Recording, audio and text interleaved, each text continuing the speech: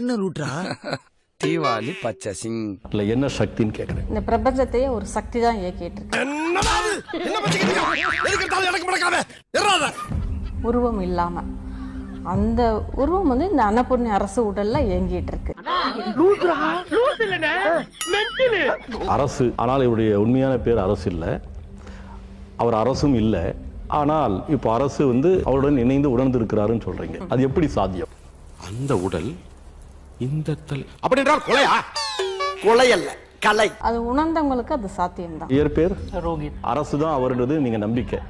அது உயர்வான நம்பிக்கை இல்ல, உணர்றேன். அவனே செத்தங்கடா, அவன் உங்ககிட்ட மாட்டலடா, நீங்க தாண்டா அவங்கிட்ட மாட்டிருக்கீங்க. அப்போ ரோஹித் எங்க போனாரு? நான் வந்து சாதாரண மனிதனை திருமணம் பண்ணிக்க முடியாது.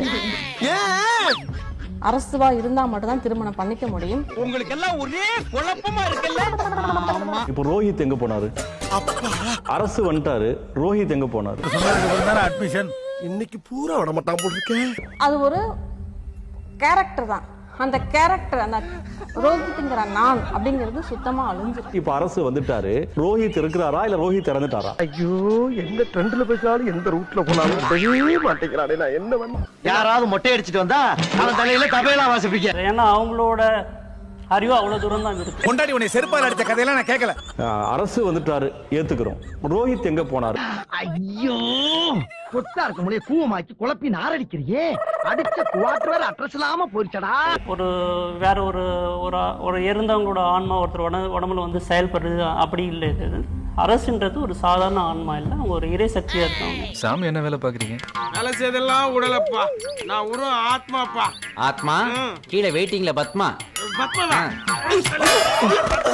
இது வந்து அந்த ஒரு இறை சக்தி யார் உடம்புல வந்து டக்குன்னு ஒரு ஆட்கொண்டு செயல்படுறாரு, அதுக்கு ஒரு பரிபக்குவம் வேணும். அரசு இங்கே, ரோஹித் எங்கே?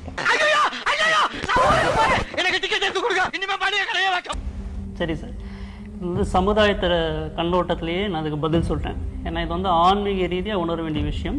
நீங்க வந்து எல்லா மக்களுக்குமே புரியுற மாதிரியான ஒரு விஷயங்கள் என்ன. நீங்க ஆன்மீகத்தில் இருக்கீங்களா? காலையில வேலைக்கு போறவன் இவன் முகத்தை ஒரு தடவை நேரா பார்த்துட்டு போனா போதும், பாட் அவுட். அந்த இடத்துல ஆக்சிடென்ட் ஆகி செத்து போயிடுவான். இல்ல, அம்மா ஆன்மீகத்துல முழுமையா இருக்காங்க, வாக்கு தராங்க. ஆமா சார், நான் வந்து எனக்கு 25 வயசுலயே ஆன்மீக தேடுதல் இயல்பாக வந்துச்சு. அச்சி வெக்கமா இல்ல உனக்கு? ஆளை மண்டையும் பாரு, படிச்சவ மாதிரி இருக்கிற, பேண்ட் சட்டை வேற போட்டுருக்கிற. நீங்க எல்லாம் பிச்சை எடுத்தீங்கன்னா நம்ம நாட்டோட பொருளாதாரம் என்னத்துக்கடா ஆகும்? இதுக்காக நிறைய இடங்கள்ல போய் ஆன்மீக தேடுதல் இருந்துச்சு எனக்கு. இப்ப நீங்க பேசுறது அரசு இல்ல? அரசு தானே. இவளுக்கு பேட்டியை முடிக்கிறக்குள்ள என் வேட்டியை உரி உள்ள இருக்க போட்டி எடுத்தாலும் ரோஹித் இல்ல, அரசு பேசுறது அரசு, ரோஹித் இல்ல. நான் இந்த பதில் சொல்லி முடிக்க சொல்ல பப்ளிக்குமே தெளிவு வந்து சொல்லுங்க.